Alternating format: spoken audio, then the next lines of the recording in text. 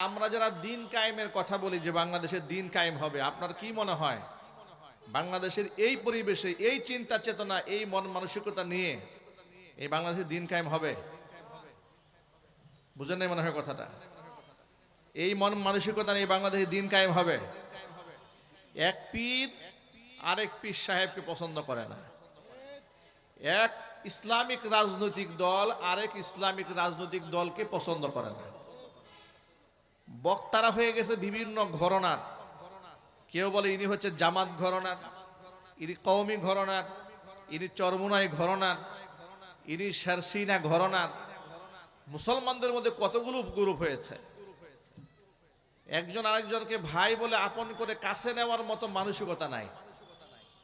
তাহলে সেই দেশে আপনি ইসলাম কায়েম করবেন কি পাগলের প্রলাপ? এত সহজ, এত সহজ ইসলাম। ইসলাম কায়েম করতে গেলে কত বড় কোরবানি দিতে হয়, এটা আফগানিস্তানের দিকে তাকাই দেখেন। ঠিকটা ঠিক বলেন? আফগানের দিকে তাকাই দেখুন, ইসলাম কায়েম করা এত সহজ নয়। আর আমি সকল ভাইদেরকে বলে, বিভেদ ভুলে ইসলামের স্বার্থে আমাদের ঐক্য থাকা দরকার। এদেশের জন্য, এ রাষ্ট্রের অস্তিত্বের জন্য। এদেশে যদি আমরা মুসলমানরা এক না থাকি তাহলে আধিপত্যবাদ আমাদেরকে গ্রাস করে ফেলবে, আমাদেরকে ধ্বংস করে ফেলবে, আমাদের অস্তিত্ব বিনাশ করে ফেলবে। যে বিচারহীনতার বাংলাদেশে যে বিচারহীনতার যে কালচার শুরু হয়েছে, বিচার না হওয়ার যে কালচার শুরু হয়েছে, এটা যদি আমরা পরিবর্তন করতে চাই, চেঞ্জ করতে চাই, আমাদের ঐক্যবদ্ধ ছাড়া বিকল্প কোনো রাস্তা নাই। আমাদের ঐক্যবদ্ধ থাকতে হবে। ঠিক না ঠিক বলেন? মহান আল্লাহ রাব্বুল আলামিন আমাদেরকে বুঝার তৌফিক দান করুন। প্রিয় ভাইরা, আল্লাহ পাক আমাদেরকে মার্কাজুল ফুরকান হাফিজিয়া মাদ্রাসার হাফেজ ছাত্রদের পাগড়ি প্রদান উপলক্ষে এখানে সমবেত হওয়ার তৌফিক দিয়েছেন। আপনারা কি খুশি না বেজার? কম না বেশি? জোর আওয়াজে বলছি আলহামদুলিল্লাহ। সকলেই পড়ুন রব্বানা লাকাল হামদ হামদান কাসীরা তাইয়িবান মুবারাকান ফিহি ইয়া রাব্বি লাকাল হামদু কামা ইয়ানবাগি লিজালালি ওয়াজহিকা ওয়া আযীমি সুলতানিকা। মহান আল্লাহ রাব্বুল আলামিন আজকের ওয়াজ মাহফিলকে কবুল করুন। মারকাজুল ফুরকান হাফিজিয়া মাদ্রাসাকে আল্লাহ তাআলা কিয়ামত পর্যন্ত কবুল করুন। যে সমস্ত ছেলেরা মাথায় পাগড়ি পেয়েছে, 30 পারা কোরআন হিফজ সম্পন্ন করেছে, মহান আল্লাহ পাক প্রত্যেককেই জগৎ বিখ্যাত আলেম হিসেবে কবুল করুন, দাঈ হিসেবে কবুল করুন। পিতামাতার চক্ষু শীতলকারী সন্তান হিসেবে আল্লাহ তাআলা কবুল এবং মঞ্জুর করুন। অত্র এলাকার সমস্ত মুর্দেগানের কবরে আযাব আল্লাহ তাআলা কিয়ামত পর্যন্ত বন্ধ করে দিন। কাল হাসরের কঠিন ময়দানে আজকের এই আয়োজন আল্লাহ তাআলা আমাদের সকলের নাজাতের জারিয়া হিসেবে কবুল করেন। প্রিয় বন্ধুগণ, হেদায়েত দেওয়ার মালিককে? হেদায়েত কার হাতে? পৃথিবীর কোন আলেমের হাতে হেদায়েতের মালিকানা আছে? হেদায়েতের মালিকানা আল্লাহ পাকের হাতে। আল্লাহ পাক যেন আজকের মাহফিলের ওসিলা করে আমাদেরকে পূর্ণাঙ্গ হেদায়েত নসিব করেন। আমি আজকে লম্বা কথা না বলে কয়েকটা পয়েন্টে দিক নির্দেশনামূলক কয়েকটা কথা বলবো, আল্লাহ পাক যদি আমাকে সাহায্য করেন। পয়েন্টগুলো খেয়াল করেন। হেদায়েত প্রাপ্ত হওয়ার জন্য বস্তা ভর্তি কথারও প্রয়োজন হয় না, ঘন্টার পর ঘন্টা ওয়াজেরও প্রয়োজন হয় না। অনেক সময় দুই একটা ব্যবহার, দুই একটা শব্দ, দুই একটা দৃশ্য জীবনে এমন ঘটে যে একজন মানুষের জীবনের মোড়কে চেঞ্জ করে দেওয়ার জন্য যথেষ্ট হয়ে যায়। ঠিক না ঠিক? অসংখ্য সাহাবায়ে কেরাম রাদিয়াল্লাহু তাআলা আনহুম আজমাইন জীবনের গতিবিধি তারা চেঞ্জ করেছেন তাদের জীবনে ঘটে যাওয়া ছোট্ট দুই একটা ঘটনার মধ্য দিয়ে। আজকের এই বাংলাদেশেও আপনারা তাকিয়ে দেখুন, অনেকের জীবনে চেঞ্জ এসেছে, পরিবর্তন এসেছে। আপনি খোঁজ খবর নিয়ে দেখবেন উনি ঘন্টা পর ঘন্টা বয়ান শুনে হেদায়েত হয়েছে। বিষয়টি এরকম নয়। দুই একটি কথা, দুই একটা হাদিস, সাহাবায়ে কেরামের দুই একটা ঘটনা কিংবা জীবনের বাস্তবতার সাথে মিলিয়ে দুই একটা অনুষঙ্গ গোটা জীবনকে বদলাই দিয়েছে। সুতরাং আমরা আল্লাহর কাছে তৌফিক কামনা করি যতক্ষণ আমরা কথা বলবো আল্লাহর পক্ষ থেকে এমন কিছু কথা আমাদের মুখ থেকে আল্লাহ পাক বের করে দেন যে কথাগুলো আমাদের হেদায়েতের জারিয়া হয়ে যায়, আমাদের অন্তরগুলোকে আল্লাহ পাক আলোকিত বানিয়ে দেন। নবী করিম সাল্লাল্লাহু আলাইহি ওয়াসাল্লাম বললেন, লা ইয়াদখুলুল জান্নাতা মান কানা ফি কলবিহি মিসকালু হাববাতি খারদালিন মিনাল ঈমান, মিসকালু হাববাতিন মিন খারদালিন মিন কিবরিন। যেই ব্যক্তির অন্তরে সরিষা দানা পরিমাণ অহংকার থাকে সেই ব্যক্তি জান্নাতে প্রবেশ করবে না। এ কথা বলার পরে সাহাবায়ে কেরামের মধ্য থেকে প্রশ্ন করা হলো, ইয়া রাসূলুল্লাহ, তো অনেকে তো সুন্দর জামা পরতে পছন্দ করে, সুন্দর জুতা পরতে পছন্দ করে, এটা কি অহংকারের আলামত? আল্লাহর নবী বললেন, না, এটা অহংকারের আলামত নয়। ইন্নাল্লাহা জামিলুন ইউহিব্বুল জামাল, আল্লাহ নিজে সুন্দর, সৌন্দর্যতাকে আল্লাহ পাক ভালোবাসেন। তবে ওয়ালাকিন্নাল কিবরা, অহংকার হচ্ছে বাতারুল হাক্কি ওয়া গমতুন নাস, মানুষকে খুব তুচ্ছ জ্ঞান করা আর সত্যকে প্রত্যাখ্যান করা, এটা হচ্ছে অহংকার। মানুষকে তুচ্ছ জ্ঞান করা, মানুষকে নিজেকে শ্রেষ্ঠ মনে করে অন্যকে বড় ছোট মনে করা, এটা কত বড় জঘন্যতম অন্যায়। হাদিসে কুদসির মধ্যে এসেছে, আল্লাহর হাবিব রাহমাতুল লিল আলামিন বলেছেন, আল্লাহ পাক বলেন, আল কিবরিয়া উরিদাই ওয়াল আযমাতু ইজারি, অহংকার হচ্ছে আমি আল্লাহর গায়ের চাদর, বরত্ব আমি আল্লাহ পাকের পরনের লুঙ্গি। যেই ব্যক্তি অহংকার করে দুনিয়াটি, নিজেকে বড় মনে করে, সেই ব্যক্তি আমার গায়ের চাদর ধরে টান দেয়, সেই ব্যক্তি আমার পরনের লুঙ্গি ধরে টানাটানি করে। আমার আল্লাহ পাক বলেন, যেই ব্যক্তি এই জমিনের মধ্যে অহংকার করবে তার ঘাড় মটকি আমি আল্লাহ জাহান্নামে নিক্ষেপ করবো। জোরে বলেন নাউজুবিল্লাহ। আল্লাহ পাকের বান্দা যারা, আমরা যারা নিজেকে আল্লাহর বান্দা বলে বিশ্বাস করি, আল্লাহ পাক সূরা ফুরকানের মধ্যে ঘোষণা করেছেন, ওয়াইবাদুর রহমানিল্লাযীনা ইয়ামশুনা আলাল আরদি হাওনা ওয়া ইযা খাতাবাহুমুল জাহিলুনা ক্বালু সালামা। দয়াময় আল্লাহর বান্দা যারা, তাদের গুণাগুণ হচ্ছে আল্লাযীনা ইয়ামশুনা আলাল আরদি হাওনা, জমিনের মধ্যে তারা বিচরণ করে অত্যন্ত বিনয়ের সাথে, কোনো অহংবোধ তাদের অন্তরে যারা জাগা দেয় না, নিজেকে কখনোই তারা বড় মনে করে না। আল্লাহর ওলি যারা হয়, আল্লাহ পাকের পিয়ারা বান্দা যারা হয়, তারা সব সময় নিজেকে ছোট মনে করে। আল্লাহর নবী নিজে আল্লাহর কাছে দোয়া করতেন এই কথা বলে, আল্লাহুম্মা জাআলনি ফি আইনি সগীরা ওয়া ফি আ'য়ুনিন নাসি কাবীরা। আল্লাহ তাআলা, তুমি আমার নিজের দৃষ্টিতে আমাকে ছোট বানিয়ে দাও, আমি আমার নিজেকে কখনোই যেন বড় মনে না করি। ওয়া ফি আ'য়ুনিন নাসি কাবীরা, মানুষের দৃষ্টিতে আল্লাহ তুমি আমাকে বড় বানিয়ে দাও।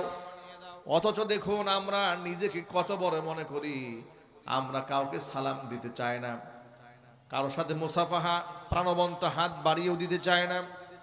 এমনকি অহংবোধের মাত্রা বেশি বড় হয়ে গেলে কেউ যদি আমাকে সালাম দেয়, আমি মুখ থেকে ওয়া আলাইকুমুস সালাম ওয়া রাহমাতুল্লাহ বলে জবাবটাও নেই না, মাথা নাড়া দিয়ে সামান্য ইঙ্গিতে ইশারা দিয়ে আমরা জবাব দেওয়ার চেষ্টা করি। কথা ঠিক নেবে ঠিক?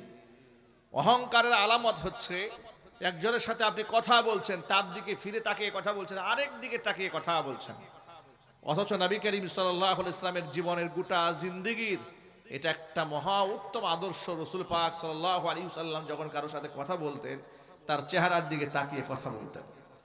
হুজুর যখন কারোর সাথে মুসাফা করতেন, প্রতিপক্ষ নিজের হাত আগে টান দেওয়ার আগ পর্যন্ত আল্লাহর নবী নিজের হাত টান দিতেন না। সুবহানাল্লাহ বলেন। আল্লাহর নবী সব সময় মানুষকে আগে সালাম দিতেন। আনাস ইবনে মালিক বলেন, আমি দেখেছি আল্লাহর নবীর শিশু বাচ্চাদেরকেও সালাম দিতেন। সুবহানাল্লাহ বলেন। কি উত্তম আদর্শ আল্লাহ পাকের রসুলের মাধ্যমে আমাদেরকে উপহার দিয়েছেন। অথচ আমরা হুজুরকে বাদ দিয়ে আমরা আমাদের মন গড়া জীবনকে পরিচালনা করছি, যার দরুন আমাদের পদে পদে লাঞ্ছিত হচ্ছি, অপমানিত হচ্ছি, আমাদের সন্তানগুলো নষ্ট হয়ে যাচ্ছে, আমাদের সন্তানগুলো মনুষ্যত্ব হারিয়ে ফেলছে। একটু চিন্তা করে দেখুন, আজ থেকে 30 বছর আগে আমাদের জেনারেশন, যখন আমরা ছোট ছিলাম, আমরা মুরব্বীদেরকে যে পরিমাণ রেসপেক্ট করেছি, সম্মান করেছি, শিক্ষকদের যে মর্যাদা আমরা দিয়েছি, আমাদের এই জেনারেশন কি শিক্ষকদের সেই মর্যাদা দেয়? না, দেয় না। এমনকি আরো দুঃখজনক বাস্তবতা, সমাজের ইয়াং ছেলেরা তারা এখন সালিশি করে, দরবার করে গ্রামে। আগে গ্রামগঞ্জের দরবারে সালিশি করতো মুরব্বীরা, বাবারা, দাদারা, চাচারা করতেন। এখন সালিশি বাপ দাদারা করে না, সালিশি করে ছেলেরা। ছেলেরা ওই যে 10টা হুন্ডা 20টা গুন্ডা একত্রিত হয়ে গেছে, গ্যাং পার্টি আসছে, সবার সামনে বিয়াদবি মতো উচ্চারণ করে বলে, চাচা এই বিষয়টা আপনি বাদ দিয়ে দেন, এই বিষয়টা আমার হাতে ছেড়ে দেন, বিষয়টা আমি দেখতেছি। এই যে আচরণ, এই যে অধ্যত্ততা, এই যে অহংবোধ, এই যে বিয়াদবি, এটা কেন সৃষ্টি হয়েছে সমাজে? আমাদের সন্তানরা এরকম রূঢ় আচরণের অধিকারী কেন হলেন? তাদের আচরণ এত রুক্ষ হলো কেন? তাদের দিল এত শক্ত হলো কেন? তারা মনুষ্যত্ব কেন হারিয়ে ফেললো? কেন মানুষকে তারা সম্মান দিতে জানে না? শিক্ষকদেরকে কেন তারা শ্রদ্ধা করতে জানে না? কেন ছোটদেরকে তারা স্নেহ করে না? নিশ্চয় আপনাদের মনে থাকার কথা, 90 দশকে আমরা সাইকেল চালাতাম, শিক্ষকদেরকে দেখলে আমরা সাইকেলটা ব্রেক করে দাঁড়িয়ে যেতাম। এটা মনে আছে আপনাদের? এখন বলেন তো, আমাদের ছেলেরা এখন বাইক চালায়, টিচারকে দেখলে বাইক থামায় না, এখন আর কেউ বাইক থামাতে চায় না। টিচার দেখলে মনে হয় বাইকের গতি আরো বাড়িয়ে দেয়। স্যারকে দেখায়, স্যার আপনি তো আমার দাম দেন না, দেখেন আমি কি একটা বেটা হয়ে গেছি। ঠিক না ঠিক বলেন? আমরা কোথায় হারিয়ে গেছি? আমাদের এই মনুষ্যত্ব নষ্ট কেন হলো? এর একটা বড় কারণ হলো আল্লাহর দিন থেকে আমরা ধীরে ধীরে দূরে সরে যাচ্ছি। ইসলামের মৌলিক আদর্শ থেকে আমরা অনেক দূরে সরে গেছি। নামাজ আমরা মসজিদে গিয়ে আদায় করলেও নামাজের হাকিকত আমরা বুঝি না। নামাজে আল্লাহর সামনে গিয়ে সিজদা দিয়ে বললাম, সুবহানা রব্বিয়াল আলা, সুবহানা রব্বিয়াল আলা, সুবহানা রব্বিয়াল আলা। নিজের নাক, নিজের কপালটা জমিনে ঠেকায় দিয়া নিজেকে সবচাইতে দুর্বল আল্লাহর সামনে প্রমাণ করে দেওয়ার পরেও কলিজা থেকে অহংকার যায় না, নিজেকে সবসময় বড় মনে হয়। এমনকি মসজিদে যাওয়ার পরেও নিজেকে এতটা আলাদা মনে হয় যে নিজের জন্য আলাদা একটা জায়নামাজ আগে রাখতে হয়, ওই জায়নামাজে কেউ দাঁড়াতেও পারবে না। এমনকি দাঁড়াবার সময় আমি এমনও দৃশ্য দেখেছি, গায়ের সাথে গায়ে একটু লাগছে, মেজাজ এরকম করে বড় বড় চোখ করে তাকাইছে, আমার গায়ের সাথে গা ধাক্কা লাগলো কেন? নামাজে গেছে মসজিদে, সেখানে গিয়েও তার চরিত্র এরকম ফুটে উঠেছে। নাউজুবিল্লাহ পড়েন। মানে মসজিদে গিয়েও তার অহমিকা দূর হচ্ছে না। এর মানে নামাজের হাকিকতটা সে বুঝতে পারে না। আল্লাহর বান্দা যারা, তারা দুনিয়াতে বিনয়ী হবে, আত্মগরিমা তাদের কলিজার মধ্যে জায়গা নেবে না। 1000 কোটি টাকার মালিক হলেও তারা বিনয়ী হবে। এমনকি দুনিয়ার শ্রেষ্ঠতম সৌন্দর্যের মালিক হলেও তারা বিনয়ী হবে। যত বড় জ্ঞানী এবং বুদ্ধিমান হোক না, যত বড় আমলদার হোক না কেন, যত বড় আমলদার হবে তত বিনয়ী হবে। অথচ আমাদের সমাজের মধ্যে দেখুন, 2 টাকার মালিক হয়ে গেলে মাথা নষ্ট হয়ে যায়, অহংকার। একটু 2 কলম পড়েছে, অহংকারে জমিনে পা ফেলে না। নামাজ পড়ে নাই সারা বছর, জীবন ভর নামাজ পড়ে নাই, 10 বছর পার হয়ে গেছে। হঠাৎ করে চটি বই একটা পড়েছে, চটি বই পড়ার পরে কিছু মাসআলা মাসাইল জেনেছে। এবার রাস্তায় রাস্তায় ঘুরে করে ফেরি করে বেড়ায় আর বলে, ইমাম সাহেব আর মাসালা কি বুঝে, আমার কাছে সব সহিহ হাদিসের ভান্ডার। ঠিক না ঠিক বলে? মানে মনোভাবটা কেমন তৈরি হয়ে গেল? যে লোকের পিছনে 10 বছর সে নামাজ পড়েছে, তার বাপ দাদা নামাজ পড়েছে, হঠাৎ করে বলে হুজুর তো কিছুই বুঝে না, আমি যা বুঝি আমার কাছে সব সহির ভান্ডার আছে।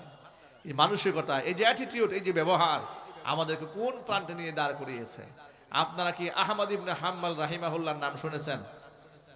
কি শুনেন আপনারা? পৃথিবীতে 4টা মাযহাব প্রতিষ্ঠিত, শাফিঈ মাযহাব, হানাফি মাযহাব, মালিকি মাযহাব, হাম্বলি মাযহাব। নাম শুনেছেন না ভাই? এই যে হাম্বল, ইমাম আহমদ ইবনে হাম্বল রাহিমাহুল্লাহ এত বড় একজন ফকিহ ছিলেন, এত বড় মাপের আলিম ছিলেন, 6 লক্ষ হাদিসের হাফেজ ছিলেন। সুবহানাল্লাহ বলেন। অত্যন্ত ব্রিলিয়ান্ট ছিলেন, প্রচন্ড মেধাবী, এত আমলদার, এত বড় মুহাদ্দিস, এত বড় ফকিহ, অথচ কতটা বিনয়ী জানেন? মানুষের কাছে নিজের নাম পরিচয় যেন প্রকাশ না পায়, নিজেকে লুকায় রাখতেন। সুবহানাল্লাহ বলেন। গোটা দুনিয়া তাকে চিনে, অথচ তিনি নিজেকে চেনাতে চান না। এই যে আমাদের দেশের মুফতি আব্দুল মালিক হাফিজাহুল্লাহর মতো, বাইতুল মোকাররম জাতীয় মসজিদে যে বর্তমান খতিব, তিনি আমাদের উস্তাদ, আমাদেরকে বুখারী শরীফ, বুখারী আউয়াল পড়িয়েছেন। কতটা বিনয়ী মানুষ, কতটা সাদা মাঠা মানুষ, নিজেকে সবসময় লুকিয়ে রাখতে চান, মিডিয়ার সামনে আসতে চান না, লজ্জা পান মিডিয়ার সামনে আসতে। কিন্তু আল্লাহ রাব্বুল আলামিন তাকে অন্ধকার কুঠুরি থেকে বের করে জাতীয় মসজিদের খতিব বানিয়ে দিয়েছেন।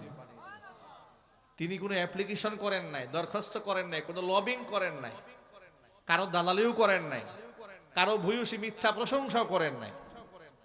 এই যে আমাদের ধর্ম উপদেষ্টা বলেছেন না, যে আমি একজন দরবেশকে বাইতুল মুকাররমের খতিব বানিয়েছি।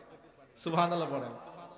2010 সালে ইসলামিক টেলিভিশনে আমি তখন ধারাভাষ্যকার ছিলাম, তাফসিরের প্রোগ্রাম করতাম, আর রমজান মাসে তারাবিকে জানুন অনুষ্ঠানে উপস্থাপনা করতাম। টেলিভিশন কর্তৃপক্ষ আমাকে বলেন, হুজুর আপনার উস্তাদ মুফতি আব্দুল মালিক হাফিজাহুল্লাহকে বলেন আমাদের প্রশ্নোত্তর পর্বে একটু আসতে, জাতি তার দ্বারা উপকৃত হবে। আমি বললাম, এই প্রস্তাব তো হুজুরকে আমি দিতে সাহস পাবো না, আমি নাম্বার দিয়ে আপনারা যোগাযোগ করেন। তারা যোগাযোগ করলেন যে হুজুর আমরা টেলিভিশন প্রোগ্রামে গেস্ট হিসেবে আপনাকে চাচ্ছি। তিনি কি জবাব দিলেন? তিনি বললেন যে ভাই আমি তো ঘর করে মানুষ, আমি এই বড় বড় খেদমত আমি আমার দ্বারা সম্ভব নয়, আমি ঘর করে মানুষ। এর মানে মিডিয়াতে নিজেকে প্রকাশ করতে চান না, আড়াল করে রেখেছেন বছরের পর বছর। সর্বশেষ মহান আল্লাহ পাক কত বড় সম্মানের আসনে বসাই দিলেন। চিন্তা করেন, বেগম খালেদা জিয়ার জানাজার নামাজে যখন ইমাম হলেন, তখন তার পেছনে গোটা বাংলাদেশ দাঁড়ায় গেল। ঠিক না ঠিক যদি বলেন, গোটা দেশ তার পেছনে। অথচ কতটা বিনয়ী মানুষ আপনি চাল চলনে কল্পনা করতে পারবেন না। ইমাম আহমদ ইবনে হাম্বল রাহিমাহুল্লাহর জীবনী পড়লে আর মুফতি আব্দুল মালিক সাহেব হুজুরকে বাস্তবে দেখলে আমার অনেকটা সিমিলার মনে হয়। আল্লাহর ওলিরা এরকমই জীবনযাপন করতেন। আহমদ ইবনে হাম্বল রাহিমাহুল্লাহ কোন এক সফরে বের হয়েছেন, খুব শীত, শীতের রাতে একটা মসজিদে এশারে নামাজ পড়তে ঢুকেছেন। এশারে নামাজ জামাতে শেষ করার পরে মনে মনে ভাবলেন, বাহিরে যে পরিমাণ ঠান্ডা, রাতের বেলায় পথ চলা নিরাপদ হবে না, যদি রাতটা এখানে কাটিয়ে দিতে পারতাম তাহাজ্জুদের নামাজে, সকালবেলা এখান থেকে বের হয়ে যেতাম। এই চিন্তা করে সব মুসল্লি বের হয়ে গেছে, আহমদ ইবনে হাম্বল বের হন নাই, বসে আছেন। মুয়াজ্জিন সাহেব আসলেন কিছু সময় পরে, এসে বলেন, মুরব্বী একটু বের হন, আমি গেট লাগাই দেব। আহমদ ইবনে হাম্বল নিজের পরিচয় দিলেন না।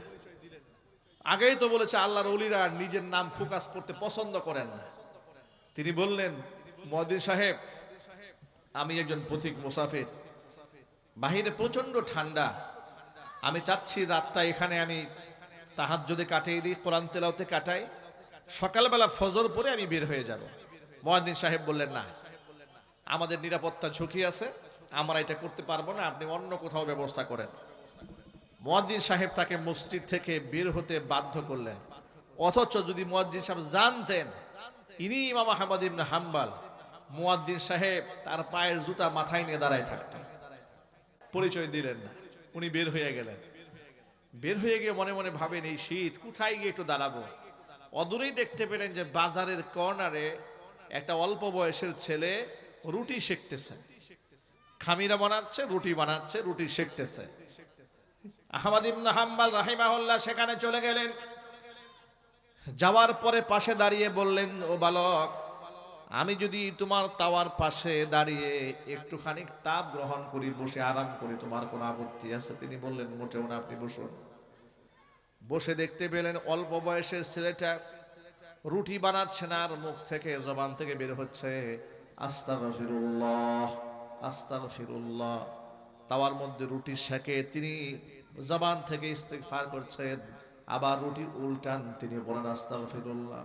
খামিরা বানাচ্ছেন, আস্তাগফিরুল্লাহ পড়ছেন, পাবলিকের হাতে সুপর্দ করছেন, আস্তাগফিরুল্লাহ পড়ছেন। বারংবার ইস্তিগফারের আমল দেখার পরে অবাক বিস্ময়ে বালককে জিজ্ঞেস করলেন, ও তরুণ শোনো, তোমার জবানে সব সময় ইস্তিগফার পড়ো, তার কারণটা কি? তিনি বললেন, শুনুন, আমি এই ইস্তিগফারের আমল করার কারণে আমার আল্লাহ পাক আমার জবানে এমন বারাকা দান করেছেন, এই জবান দিয়ে আমি যা বলি, যেই দোয়া আল্লাহর কাছে করি, মহান আল্লাহ পাক সাথে সাথে সেই দোয়াটা মঞ্জুর করে নেন। আল্লাহ পাক আমাকে মুস্তাজাব দাওয়া বানিয়ে দিয়েছেন। আমি যা দোয়া করি আমার আল্লাহ পাক সেটাই কবুল করেন। যদি বলেন সুবহানাল্লাহ। আহমদ ইবনে হাম্বল রাহিমাহুল্লাহ অবাক হচ্ছিলেন যে এত অল্প বয়সের একটা ছেলে, একটা তরুণ ছেলে যা দোয়া করে তাই কবুল হয়। তবে ছেলেটি আবার বলে, ও পথিক, আমার মনে একটা কষ্ট আছে। ছেলেটা বলতেছে, কি কষ্ট? যা আমি আমার জীবনে যত দোয়া করেছি সব দোয়া আল্লাহ কবুল করেছেন, শুধুমাত্র কেবলমাত্র একটি দোয়া কেন যেন কবুল হয়নি, কিন্তু সে বিষয়টা আমি আজও বুঝে উঠতে পারিনি। তিনি জিজ্ঞেস করলেন, কি দোয়া তোমার কবুল হয়নি?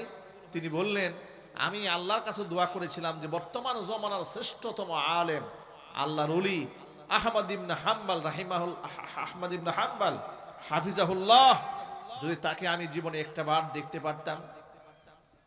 আমি আল্লাহর কাছে যে কত দোয়া করেছি, আমি অবাক হই যে আমার সব দোয়া কবুল হলো, এই দোয়াটা কেন কবুল হয় না আমার? এ কথা শোনার পরে আহমদ ইবনে হাম্বল রাহিমাহুল্লাহ নিজেকে আর আড়াল রাখতে পারলেন না। তিনি অস্ত্রসিক্ত হলেন, যুবকের সামনে নিজের পরিচয় তুলে ধরলেন। যুবক এবার তাকে বুকের সাথে জড়ায় ধরে আলিঙ্গন করলেন, কপালের মধ্যে চুমা খাইলেন। আল্লাহ পাকের শুকরিয়া আদায় করলেন যে মহান আল্লাহর কাছে যদি কোনো ব্যক্তি মন থেকে কিছু চায়, আল্লাহ পাক তাকে বঞ্চিত করেন না। কোরআনে কারীম আল্লাহ পাকের একটা ওয়াদা আছে, উজিবু দাওয়াতাদ দাঈ ইযা দাআন ফালইস্তাজিবু লি ওয়ালইউমিনু বি লাআল্লাহুম ইয়ারশুদুন। যখনই কোনো বান্দা আমাকে প্রার্থনা করে, আমাকে ডাকে, সাথে সাথে বান্দার ডাকে আমি সাড়া দেই। জোরে জোরে বলেন সুবহানাল্লাহ। এখন আমাদের মধ্যে প্রশ্ন আসবে, যদি আমার আল্লাহ সব ডাক শুনতে পান, সব দোয়া যদি কবুল করেন, কত দোয়া তো জীবনে করলাম কিন্তু কবুল তো হলো না, ঠিক কিনা বলেন? আমার এমন একটা প্রশ্ন আসতেই পারে স্বাভাবিক, যে কত দোয়া করলাম আল্লাহর কাছে। হুজুররা বলে আল্লাহ পাক সব শোনেন, আল্লাহ পাক সব দেখেন, কোরআনেও আল্লাহ বললেন যে দোয়া করলে কবুল হয়। তা আমি যে কত দোয়া করলাম, তো সে দোয়াগুলা গেল কোথায়? এই প্রশ্নের জবাব ১৫০০ বছর আগে নবী করিম সাল্লাল্লাহু আলাইহি ওয়াসাল্লাম দান করেছেন। ইমানদার ব্যক্তির কোনো দোয়া বিফলে যায় না, এই পয়েন্টটা মনে রাখেন। আমি আবার বলছি, ইমানদার বান্দার কোনো দোয়া বিফলে যায় না। দোয়া ৩ সূরতে যে কোনো একটা হয়। সেটা কি হয়? বান্দা আল্লাহর কাছে যা চেয়েছে, আল্লাহ পাক যদি তার ওই জিনিসের মধ্যে বান্দার কল্যাণ রাখেন, তাহলে বান্দাকে তাৎক্ষণিক সেটা আল্লাহ পাক দান করেন। দোয়া কবুল হওয়ার একটা ব্যাখ্যা। দোয়া কবুল হওয়ার আরেকটা ব্যাখ্যা হচ্ছে যে বান্দা যা চেয়েছে আল্লাহ পাক সেটা কবুল করেছেন, কিন্তু তাৎক্ষণিক সেটা না দিয়ে এই দোয়ার বদৌলতে মহান আল্লাহ পাক তার জীবন সামনের আগত বিপদ থেকে তাকে বাঁচিয়ে দিয়েছেন। গেল ২ নাম্বার। নাম্বার ৩, বান্দা যা চেয়েছে সেটা আল্লাহ পাক তার জন্য কল্যাণ মনে করেন নাই, তার চেয়ে উত্তম প্রতিদান পরকালে আল্লাহ পাক জমা করে রেখে দিয়েছেন। আল্লাহু আকবার বলেন। এই জন্য আল্লাহর কাছে সব সময় দোয়া করবেন। কখনো এ কথা ভাববেন না আমি যা বলি আমার আল্লাহ শোনেন না, এটা কখনোই কল্পনা করবেন না। আল্লাহর কাছে যখন আমরা যা চাবো, এমন আত্মবিশ্বাস নিয়ে আমরা চাবো যে নিঃসন্দেহে পৃথিবীর কেউ যদি নাও পায়, আমি আল্লাহর কাছ থেকে সেটা পাবো ইনশাআল্লাহ। এইভাবে আত্মবিশ্বাস নিয়ে চাইতে হয়। চাবো কার কাছে জুড়ে বলেন তো ভাই? আমাদের একমাত্র চাওয়া পাওয়া কার কাছে? আল্লাহ পাকের কাছে। কোন পীর সাহেবের কাছে আমাদের কোনো চাওয়া পাওয়া নাই, কোন আলেমের কাছে আমাদের কোনো চাওয়া পাওয়া নাই, কোন দরবেশের কাছে কোনো চাওয়া পাওয়া নাই। আমরা আল্লাহর ওলিদেরকে শ্রদ্ধা করি, সম্মান করি, আলেমদেরকে মর্যাদা দেই, আলেমদেরকে সর্বোচ্চ বলতে পারি, হুজুর আমার জন্য দোয়া করবেন, আপনি আমার জন্য দোয়া করেন, আমার সেহাতের জন্য দোয়া করেন, আমলের জন্য দোয়া করেন। কিন্তু কখনোই কোনো আলেমকে আপনি আপনার হেদায়েতের মালিকও মনে করবেন না, সুস্থতার মালিকও মনে করবেন না। এমনকি কোনো পীর সাহেবের মাজারে নিজের ভালো মন্দের ফয়সালা হবে এটা কল্পনাও করা যাবে না। কয়েকদিন আগে কিশোরগঞ্জের পাকুন্দিয়াতে এক মাহফিলে যাওয়ার সময় দেখলাম রাস্তায় বড় একটা সাইনবোর্ড, বাবার দরবারে নজরানা গরুশালা। কি শালা? গরুশালা। গরুশালা, শালা মানে আবার বউয়ের ভাই শালা না, গরুশালা। এটা মানে পীর সাহেবের দরবারে যে গরুগুলা পাঠানো হবে সেই গরুগুলা রাখার জন্য যে আয়োজন করা হয়েছে, এরকম একটা প্যান্ডেল করা হয়েছে। এই প্যান্ডেলে মুরিদরা এনে গরু রাখতেছেন 64 জেলা থেকে, বিভিন্ন জায়গায় এরকম প্যান্ডেল করা আছে। এর গরুগুলা আট্টুসিতে পাঠিয়ে দেওয়া হচ্ছে। আবার আরেকজন বক্তা দেখলাম স্টেজে ওয়াজ করে বলতেছে যে আপনাদের একটা বছরে ছোট্ট থেকে একটা ছোট্ট গরু যদি বাবার দরবারে আপনারা দিতে পারেন উরসে, বিনা হিসেবে জান্নাতে যাবেন। যদি বলেন নাউজুবিল্লাহ। ভাবা যায় সাধারণ মানুষকে কিভাবে ধোঁকা দিয়ে বোকা বানায়। এই জন্য এই সমস্ত দরবারে মানুষের চেয়ে গরুর সংখ্যা বেশি হয়, আর দেখতে মানুষের মতো যেগুলোকে মনে হয় এগুলো আকার আকৃতিতে মানুষ হলেও জ্ঞানে বুদ্ধিতে আমলে গরুর চাইতেও নিকৃষ্ট। ঠিক না? ঠিক যেটা বলেন। কারণ এরা পীর সাহেবকে জান্নাত জাহান্নামের মালিক মনে করে। এমন কথাও বলে যে আমাদের জান কবজ হবে না আমাদের মুর্শিদের ইশারা ছাড়া। এমন কথাও বলে যে আমাদের কবরে কোনো সোয়াল জব হবে না মুর্শিদের ইশারা ছাড়া। এটা যদি বলেন নাউজুবিল্লাহ। এমন কথাও বলে, আমার কাছে এই বক্তব্যগুলো আমি রেকর্ড রেখেছি, এমন কথাও বলে যে উম্মতের হায়াত নবীর হাতে আর মুরিদের হায়াত মুর্শিদের হাতে। এমন জঘন্য কুফরি কথা বলে বলে মানুষদেরকে ঈমান হরণ করে, মানুষদেরকে বিভ্রান্ত করে। আল্লাহ পাক যেন আমাদেরকে হেদায়েত দান করেন, জোরে করে আমিন। আজকে দেখুন আমাদের মধ্যে তাকাব্বুরি হিংসা বাড়ার কারণে আমরা একে অপরকে সহ্য করতে পারি না। বড় লজ্জা হয় আমাদের। এক ব্যবসায়ী আরেক ব্যবসায়ীকে সহ্য করতে পারে না, এক রাজনীতিবিদ আরেক রাজনীতিবিদকে সহ্য করতে পারে না। এমনকি তাদের সমালোচনা করাটাকে নিজের ক্রেডিট মনে করে।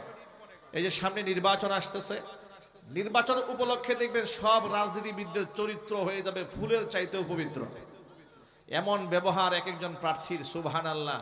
আমি কয়েকদিন আগে লিখেছিলাম নির্বাচন পূর্বে প্রার্থীদের আচরণ দেখে মনে হয় সাহাবায়ে কামের জামানায় চলে আসছে। ঠিক না ভাই? সালাম কালাম, দুরূদ শরীফ, মিসওয়াক, নামাজ, পাগড়ি, জুব্বা, আর ব্যবহার কাকে বলে রিকশাওয়ালার সাথে মুসাফাহা, মুআনাকা। সুবহানাল্লাহ, মনে হয় সোনার মানুষ। একেবারে সাহাবায়ে কামের জামানা চলে আসছে, সব জিন্দা ওলি হয়ে গেছে। যখন নির্বাচনটা চলে যায় তখন আসল চেহারা দেখা যায়। নির্বাচনের আগে মনে হয় সাহাবায়ে কামের জামানা, নির্বাচিত হয়ে যাওয়ার পরে মনে হয় না এটা সাহাবীদের জামানা নয়, এটা খুনি হাসিনার জামানা। ঠিক না ঠিক বলেন? কি আচরণ আমাদের! অথচ আচরণে ইসলাম থাকার দরকার ছিল। আমরা মানুষের কত হিংসা করি দেখুন। এই যে দেখুন আপনার ফেনীতে একজন আলেম শহীদ উসমান হাদির হত্যাকাণ্ডের বিচার চেয়েছে ফেসবুক লাইভে এসে। ভারতের আধিপত্যবাদের বিরুদ্ধে একজন আলেম কথা বলেছে। দুদিন আগে সে আলেম গুম হয়ে গেছে। আলেমরা গুম হয়ে যাচ্ছে। যেই খুনি হাসিনার বিরুদ্ধে দেশের মানুষ সংগ্রাম করেছে, লড়াই করেছে একটু স্বাধীনভাবে বাঁচার জন্য, বাক স্বাধীনতা ফিরিয়ে আনার জন্য, নিজের ন্যায্য অধিকার পাওয়ার জন্য, জীবনের নিরাপত্তা পাওয়ার জন্য। অথচ আপনারা বলুন যে আশা নিয়ে খুনি হাসিনাকে এই দেশের মানুষ দেশান্তরিত করেছে, সেই আশা কি এই দেশের মানুষের পূর্ণ হয়েছে? আর জীবন পূর্ণ হয়েছে? মানুষের জীবনে কোনো নিরাপত্তা আছে? না, নিরাপত্তা নাই। এখনো পর্যন্ত নিরীহ আলেম ওলামাদেরকে গ্রেফতার করা হচ্ছে। 54 ধারায় কয়েকদিন আগে বাংলাদেশের এক মাওলানা আতাউর রহমান বিক্রমপুরী, তাকে গ্রেফতার করা হয়েছে। মানে 54 ধারা মানে কি? সন্দেহভাজন গ্রেফতার করেছে। তার নামে কোনো মামলা নাই, তার নামে কোনো ওয়ারেন্ট নাই, সে কোনো অপরাধের সাথে জড়িত আছে বলে কোনো প্রমাণও নাই। বাস মন চেয়েছে রাষ্ট্রের 3 মাস আটকায় রাখছে, দাড়ি এবং টুপিওয়ালা আটকায় দিয়েছে। কি দেশ আমরা তৈরি করলাম বাংলাদেশে বলুন। আর আমাদের মধ্যে বিভেদের দেয়াল কত শক্ত। আমরা মানুষকে সহ্য করতে পারি না, বড় লজ্জা লাগে কথা বলতে আমাদের। সাধারণ মানুষের মধ্যে তো হিংসা বিদ্বেষ আছেই। যে আলেমদের কাছ থেকে মানুষ হেদায়েতের সবক নেবে, যে দিনদারদের কাছ থেকে মানুষ হেদায়েতের সবক নেবে, অসংখ্য আলেমদের মধ্যে হিংসার ডিপো হয়ে দাঁড়িয়েছে। ঠিক না? ঠিক বলেন। ইসলামিক রাজনীতি করে এক দল আরেক দলকে সহ্য করতে পারছে না, ঐক্য হবে কি করে? রেসপেক্ট, শ্রদ্ধা, সম্মান, ছাড় দেওয়ার যে মানসিকতা, সেগুলো তো আমাদের মধ্যে নাই। আমরা নিজেকে অনেক অনেক বড় মনে করি, অথচ কাল কিয়ামতের ময়দানে পবিত্র আত্মারা মানুষ ছাড়া মুক্তির কোনো উপায় নাই। মনের মধ্যে হিংসা, অহমিকা, গরিমা, রিয়া, সুমাত নিয়ে রবের সামনে দাঁড়ানো যাবে না। কোরআনে কারীম আল্লাহ পাক স্পষ্ট বলে দিয়েছেন, ইয়াউমা লা ইয়ানফাউ মালু ওয়ালা বানুন ইল্লা মান আতাল্লাহা বিকলবিন সালিম। সেদিন কোনো কাজে আসবে না সন্তান এবং সম্পদ, ইল্লা মান আতাল্লাহা বিকলবিন সালিম, পবিত্র আত্মা নিয়ে যারাই হাজির হবে তারাই নাজাত পাবে। জোরে বলেন সুবহানাল্লাহ। আমরা কি ভাই পবিত্র আত্মা নিয়ে হাজির হতে চাই না? ইনশাআল্লাহ বলেন। আনাস ইবনে মালিক রাদিয়াল্লাহু তাআলা আনহু, রাসূলের বিখ্যাত খাদেম সাহাবী। ভাই একটু বক্স আওয়াজ দেন, একটু বাড়িয়ে রাখেন। আনাস ইবনে মালিক রাদিয়াল্লাহু তাআলা আনহু হুজুরের বিখ্যাত খাদেম সাহাবী। নবী করিম সাল্লাল্লাহু আলাইহি ওয়াসাল্লাম যখন হিজরত করে মক্কা ছেড়ে মদিনায় গেলেন, তখন তো মদিনাবাসী মুসলিম যারা ছিলেন তারা রাসূলকে কেউ জায়গা দিয়ে সাহায্য করেছেন, কেউ অর্থ কড়ি দিয়ে সাহায্য করেছেন, কেউ পরামর্শ দিয়ে সহযোগিতা করে, যে যেভাবে পেরেছে রাসূলকে সহযোগিতা করেছেন। এমন সময় আনাস ইবনে মালিকের মা, বিধবা নারী। আনাস ইবনে মালিক তার বাবা মারা গেছে, বিধবা মহিলা এলেন, এসে ছেলেটাকে সাথে নিয়ে রাসূলের সামনে দাঁড়িয়েছেন। এসে বললেন, ইয়া রাসূলুল্লাহ, ইয়া হাবিবাল্লাহ, আপনাকে দেওয়ার মতো আমার কিছুই নাই, আমার এই কলিজার টুকরা সন্তানটা ছাড়া। আমি নিয়ত করেছি আমার সন্তানটাকে আপনার খেদমতের জন্য আমি কুরবান করে দেব। হে নবী, আপনি আমার সন্তানটাকে আপনার খাদেম হিসেবে কবুল করুন। ছেলের বয়স 10 বছর। কয় বছর? কি সৌভাগ্য হযরত আনাস ইবনে মালিক রাদিয়াল্লাহু তাআলা আনহু, মাত্র 10 বছর বয়সে আল্লাহর নবীর খেদমত করার সৌভাগ্য তিনি পেয়েছেন। টানা 10 বছর খেদমত করেছেন রাসূলের। আনাস ইবনে মালিক বলেন, আমি 10টি বছরের মধ্যে রাসূল পাক সাল্লাল্লাহু আলাইহি ওয়াসাল্লামের খেদমত যতটুকু না করতে পেরেছি, আল্লাহর নবী তার চেয়ে বেশি খেদমত আমি আনাসের করে দিয়েছেন।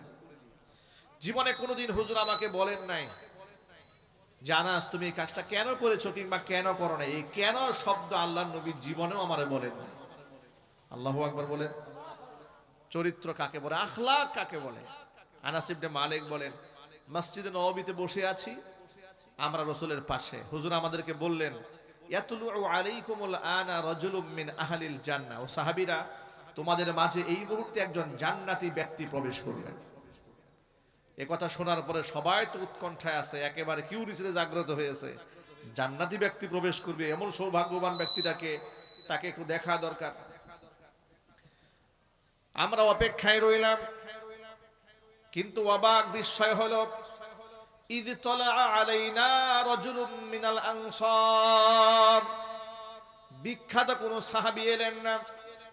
আবু বকর, উমর, উসমান, আলী, সাদ বিন আবি ওয়াক্কাস, আব্দুর রহমান ইবনে আউফ, এরকম বিখ্যাত ব্যক্তি এলেন না। আনসারী অখ্যাত একজন ব্যক্তি ঢুকলেন। এমন অবস্থায় ঢুকলেন, তানতিফু লিহিয়াতুহু বিউদুহি, ওযুর পানিতে দাড়িতে ভেজা। ওয়াকাদ আল্লাকানা আলাইহি বিয়াদিহি শিমাল, বাম হাতে দিয়ে জুতা হাতে ধরে দাঁড়ায় আছে মসজিদের নববীর মধ্যে। একেবারে সাধারণ একটা মানুষ। সুবহানাল্লাহ পড়েন। একটা সাধারণ মানুষকে আল্লাহ নবী জান্নাতি ব্যক্তি বলে ঘোষণা করলেন। আপনাদেরকে একটা তথ্য জানায় রাখি। আচ্ছা, কথা কি বোঝা যাচ্ছে ভাই? একটা তথ্য শুনে রাখেন। এই সমাজে অসংখ্য অখ্যাত ব্যক্তি আছেন, হাদিসে এসছে, অসংখ্য অখ্যাত ব্যক্তি দুনিয়াতে আছে যারা আসমানে খুব বিখ্যাত। দুনিয়াবাসী তাদেরকে চিনে না, আসমানের ফেরেশতাদের কাছে সে খুব মাশহুর। আবার এই দুনিয়াতে অনেক ফেমাস, অনেক ফেম আছে, তার অনেক পরিচিতি আছে, অনেক পাবলিসিটি আছে, অনেক ভক্তকুল আছে, কিন্তু আসমানে তাকে কেউ চেনে না। এই সমাজের মধ্যে অনেক নিরীহ মানুষ আছে, কাল কিয়ামতের ময়দানে হাসতে হাসতে সমস্ত ধনী নেককারদের আগে তারা হাসতে হাসতে আল্লাহর জান্নাতের মেহমান হয়ে যাবে। এরকম একজন ব্যক্তির গল্প আমি অনেক মাহফিলে বলি, আপনাদেরকে একটা গল্প শোনাই। এই যে আজকে মাথায় ছেলেরা পাগড়ি পেয়েছে না, সিরাজগঞ্জে উত্তরবঙ্গে এক মাহফিলে গিয়েছিলাম কয়েক বছর আগে। যাওয়ার পরে মাহফিল কর্তৃপক্ষ আমাকে পাগড়ি পরাবার দায়িত্ব দিলেন। স্টেজে আমি অনেকগুলো ছেলের মাথায় পাগড়ি পরালাম। পাগড়ি পরাবার পরে আমাদের সামনে হাজির হলেন জায়গির মাস্টার, যাদের বাড়িতে থেকে বাচ্চারা হিফজ পড়েছে, যাদের বাড়ির খাবার গ্রহণ করেছে। তো মোটামুটি সবাই আসতেছে, সবার মাথায় আমি কাপড়ের টুপি পরিয়ে দিচ্ছি, সম্মাননা করা হচ্ছে। এমন সময় একটা হতদরিদ্র একজন মানুষ সামনে এলেন, চেহারার মধ্যে কোনো আভিজাত্যের ছাপ নাই, গায়ের মধ্যে একদম সাদা মাঠা একটা পোশাক পরে এলেন। এমন সময় মাদ্রাসার প্রিন্সিপাল সাহেব হাতে মাইক নিয়ে বলেন, হুজুর, ইনি আমাদের ছাত্র যাদেরকে জায়গির রেখেছে আমরা বিভিন্ন বাড়িতে, সমস্ত গার্জিয়ানদের মধ্যে, জাগিরদের মধ্যে ইনি সবচেয়ে হচ্ছে দরিদ্র মানুষ। কিন্তু হাফেজ সাহেবদেরকে এত পছন্দ করেন, এত ভালোবাসেন, তিনি মহাব্বত করেন আল্লাহর কোরআনের পাখিদেরকে। উনি দৈনিক 4 থেকে 500 টাকা কিংবা 700 টাকা রোজে কাজ করেন, যাদেরকে আমরা আমাদের সামাজিক ভাষায় কামলা বলি। ক্ষেত খামারে কাজ করে 500-700 টাকা ইনকাম করে এই লোকটা নিজের বাড়িতে 3 জন ছেলেকে রেখে 30 পারা কোরআনের হাফেজ বানিয়েছে। আল্লাহু আকবার বলেন। আমি মাঝে মাঝে এই ধরনের লোকের থেকে হেদায়েত গ্রহণ করি। অনেক সময় মুফতি মুহাদ্দিসদের কাছ থেকে আপনি এত দামি সবক পাবেন না, সমাজের একদম নিরীহ মানুষের কাছ থেকে মাঝে মাঝে এমন কিছু আপনি পাবেন, এমন হেদায়েতের খোরাক পাবেন। উত্তরবঙ্গে আমরা কয়েকদিন আগে আরেকটা মাহফিলে যাচ্ছিলাম, রাজশাহীতে ট্রেনে যাচ্ছিলাম। আমি এসি বগিতে বসেছি, ক্যাবিনে একেবারে গ্লাসের পাশে। আসরের নামাজের পরে আমি দাঁড়ায় আছি, মানে বসে দেখতেছিলাম বাহিরের দৃশ্যগুলো। সাধারণত রেল লাইনগুলো তো ক্ষেত খামারের মাঝখান দিয়ে যায়, তো গ্রাম্য পরিবেশে গেলে দৃশ্য দেখতে ভালো লাগে। দেখলাম বিশাল একটা এলাকা, চক, যেখানে খুব মানুষের আনাগোনা নাই। ক্ষেতের একজন কৃষক ক্ষেতের আইলের মধ্যে গামছা বিছিয়ে নামাজ আদায় করতেছে। সুবহানাল্লাহ পড়ে। আমি মনে মনে ভাবলাম, সুবহানাল্লাহ, আমাদের ভাইদের কত সুযোগ থাকে যে উপরে মসজিদ, নিচে দোকান, আজান হচ্ছে, 5 কদম হাঁটলে তিনি জামাতে শামিল হতে পারেন, নামাজ পড়েন না। কত সুস্থ মানুষ অট্টালিকার মধ্যে থাকেন, নামাজ পড়েন না। আর একজন কৃষক ক্ষেত খামারে কাজ করেন, নামাজের ওয়াক্ত হয়ে গেছে, সাথী নাই, সঙ্গী নাই, বন্ধু বান্ধব নাই, এখানে কেউ এসে বলবে না এই মিয়া নামাজ পড়েন না কেন, ধমক দেওয়ারও লোক নাই। আল্লাহর ভয়ে যায় নামাজ একটা বিছিয়ে আইলের মাঝখানে নামাজে দাঁড়ায় গেছে। সুবহানাল্লাহ পড়বেন না ভাই? এই লোকগুলো যে আল্লাহর কাছে কত দামি আপনারা কল্পনা করতে পারেন? এই জন্য আল্লাহ নবী বলেন, ইত্তলাতু ফিল জান্নাতি, আমি জান্নাত দেখেছি। সুবহানাল্লাহ পড়েন। হুজুর বলেন, আল্লাহ পাক আমাকে জান্নাত জাহান্নাম দুটোই দেখিয়েছেন। ইত্তলাতু ফিল জান্নাতি, যখন আমি জান্নাতের দিকে তাকালাম, ফারাআইতু আকসারা আহলিহাল ফুকারা, আমি জান্নাতের অধিকাংশ বাসিন্দা দেখেছি এই পৃথিবীর গরিব মানুষগুলো। ওয়াত্তলাতু ফিন্নার, এরপর আমি জাহান্নাম দেখলাম, ফারাআইতু আকসারা আহলিহান নিসা, এরপরে জাহান্নামের দিকে তাকিয়ে দেখেছি জাহান্নামের অধিকাংশ বাসিন্দা এই পৃথিবীর মহিলারা। গরিব মানুষ নেককার যদি হয়, হাসরের ময়দানে তাদের মুক্তির ফয়সালা হবে নেককার ধনীদের কমপক্ষে 500 বছর আগে। একটু যদি বলতে হবে আল্লাহু আকবার। আনাস ইবনে মালিক বলেন, একেবারে নিরীহ একটা আনসারী লোক ঢুকলেন, যাকে আল্লাহর নবী জান্নাতি ব্যক্তি বলে ঘোষণা করলেন। আমরা খুবই অবাক হলাম। গেল প্রথম দিন। দ্বিতীয় দিন আবার আমরা রাসূলের পাশে বসে আছি হুজুরের মজলিসে। আবার নবীজি বললেন, ইয়াতুলু আলাইকুমুল আনা রাজুলুম মিন আহলিল জান্নাহ, তোমাদের মাঝে এই মুহূর্তে একজন জান্নাতি ব্যক্তি প্রবেশ করবেন। আনাস ইবনে মালিক বলেন, আমরা অপেক্ষায় রইলাম, দেখি আবার কে আসে আজকে। অবাক বিস্ময় তাকে দেখি, গতকাল যিনি এসেছেন আজকেও তিনি এসে হাজির। সুবহানাল্লাহ। 2 দিন একজন নিরীহ ব্যক্তিকে, অখ্যাত ব্যক্তিকে আল্লাহ নবী জান্নাতি ব্যক্তি ঘোষণা করলেন। গেল দ্বিতীয় দিন। তৃতীয় দিন আবার নবীজি পাশে বসে আছি। হুজুর বললেন, ইয়াতুলু আলাইকুমুল আন রাজুলুম মিন আহলিল জান্নাহ, একজন জান্নাতি ব্যক্তি প্রবেশ করবেন। আনাস ইবনে মালিক বলেন, আমরা আবার অধিক আগ্রহী রইলাম, দেখি আজকে কে আসেন। তাকে দেখি তৃতীয় দিন তিনি এসেছেন যিনি প্রথম দিন আসছেন। মানে এক কথায় 3 দিন এক ব্যক্তিকে আল্লাহর নবী জান্নাতি ব্যক্তি বলে ঘোষণা করেছেন। সাহাবায়ে কেরামের মধ্যে সবার মনের মধ্যে কিউরিসিটি জাগ্রত হলো যে ব্যাপারটা কি, তার মধ্যে এমন বিশেষ কোন আমল আছে যেটা আমাদের মধ্যে নাই। আব্দুল্লাহ ইবনে আমর ইবনুল আস রাদিয়াল্লাহু তাআলা আনহু তিনি বললেন, আনাস ইবনে মালিক বলেন যে উনি আর সহ্য করতে পারলেন না, যে কোনো মূল্যে এই আমল বের করে ছাড়বেন। তিনি এখন জানবেন কি করে কি আমল করেন, জিজ্ঞেস করতে বলবে না। তিনি একটা কৌশল অবলম্বন করলেন। তিনি বললেন আনসারী সাহাবীকে, যে ভাই, আমার বাড়িতে আমার বাবার সাথে একটু কাটাকাটি হয়েছে, মনোমালিন্যতা হয়েছে। আমি নিয়ত করেছি 3 দিন বাড়ি যাব না, আমি 3 দিন আপনার সাথে থাকতে চাই আপনার বাড়িতে, আপনি একটু জায়গা দিবেন আমাকে? তিনি বলেন কোনো অসুবিধা নেই, চলুন আপনি আমার সাথে। বাড়ি নিয়ে গেলেন। 3 দিন 3 রাত সময় কাটালেন, কিন্তু বিশেষ কোনো আমল দেখতে পেলেন না। তিনিও নামাজ পড়েন, তিনি মিথ্যা কথা বলেন না, তিনিও বলেন না, তিনিও হারাম খান না, তিনিও হারাম খান না। তিনি বলেন 3 রাত 3 দিন পার হয়ে গেল, বিশেষ কিছুই দেখতে পেলাম না। সর্বশেষ মুখের জড়তা ভেঙে বলেই ফেললাম যে আসলে ভাই, আমি যে আপনাকে বলেছিলাম যে বাবার সাথে একটু ঝামেলা হয়েছে, কিছুই হয় নাই। আমি একটা কৌশল করে আপনার সাথে সময় কাটালাম 3 দিন 3 রাত। আমি দেখতে চেয়েছিলাম আপনার মধ্যে বিশেষ কি আমল আছে। আল্লাহর নবী আপনাকে 3 দিন একটানা জান্নাতি মানুষ বলে ঘোষণা করেছেন। তখন তিনি কি বলেন শোনেন। তিনি বললেন, হ্যাঁ, আমার মধ্যে তো এমন কোনো বিশেষ আমল নাই, তবে একটা কাজ আমি সব সময় করি। সেটা কি? আমি আমার অন্তরের মধ্যে পৃথিবীর কোনো মুসলমানের প্রতি কোনো বিদ্বেষ রাখি না। এমনকি দুনিয়ার এমন কোনো নিয়ামত যেটা আল্লাহ আমার কোনো ভাইকে দিয়েছে, আমাকে দেন নাই, আমি এটা নিয়ে কোনো দিন কোনো হিংসা করি না। রাতের বেলায় শোয়ার সময় আমি সকলকে ক্ষমা করে দিয়ে ঘুমাতে যাই। চিৎকার দেখুন সুবহানাল্লাহ। তখন আব্দুল্লাহ ইবনে আমর ইবনুল আস রাদিয়াল্লাহু তাআলা আনহু বলেন, হ্যাঁ, নিঃসন্দেহে এটাই হচ্ছে সেই গুণ, যেই গুণটা সকলেই ধারণ করতে পারে না। এটা তো মহৎ গুণ। আপনি কারো উপর রাগ রাখবেন না, গুসা রাখবেন না, সবাইকে ক্ষমা করে দেবেন। এই গুণটা কি সাধারণ কোনো বিষয় না? সাধারণ বিষয় না। আজকে আমাদের সমাজের মধ্যে দেখুন হিংসা, জিঘাংসা, বিভেদ কি পরিমাণে পুরা দানা বেঁধেছে সমাজে। মহিলারা যদি 5টা মানুষ এক জায়গায় বসে গীবতের আড্ডাখানা হয়ে যায়। পুরুষ মানুষ মসজিদে জামাতে নামাজ আদায় করতে গিয়েছেন, 10টা মিনিট সময় পেয়েছে, কোরআন নিয়ে বসবে না, হাদিস নিয়ে তেলাওয়াত করবে না, হাদিস পাঠ করবে না, একটা আয়াত শিক্ষা গ্রহণ করবে না। 10 মিনিট সময় পেয়েছে, 10 মিনিট অমুকের বদনাম, তমুকের বদনাম, অমুক মুফতির সাহেবের বদনাম, ইমাম সাহেবের বদনাম, মুয়াজ্জিন সাহেবের বদনাম, এগুলা করে করে 10 মিনিট সময়টা নষ্ট করে দেয়। ঠিক না? ঠিক বলেন? হালাল না হারাম? যদি বলেন এগুলো হালাল না হারাম, এগুলো বাদ দিতে হবে। আমরা আমাদের অন্তর থেকে অহমিকা দূর করতে চাই, হিংসা দূর করতে চাই। আল্লাহ পাক যেন কবুল করেন। একটু সকলে জোর আওয়াজে বলেন আল্লাহুম্মা আমিন। আমরা কি আমাদের ভেতর থেকে হিংসা বিদ্বেষ দূর করতে পারবো? একটু ইনশাআল্লাহ জোরে বলেন। পারবো দূর করতে? একটা আমল শিখে দিই আপনাদেরকে, এই আমলটা মনে রাখবেন। আল্লাহর হাবিব সাল্লাল্লাহু আলাইহি সাল্লাম বলেছেন, মান বাদাআ বিসসালামি ফাকাদ বারিআ মিনাল কিবরি। যেই ব্যক্তি আগে সালাম দেয় সেই ব্যক্তি অহংকার থেকে মুক্ত হয়ে যায়। আজকের পর থেকে সব সময় আমরা সালাম দেব সবার আগে। কে আগে সালাম দেবে বলেন? বলেন আমি। কে দেবে? আর যদি বলেন বলুন আমি।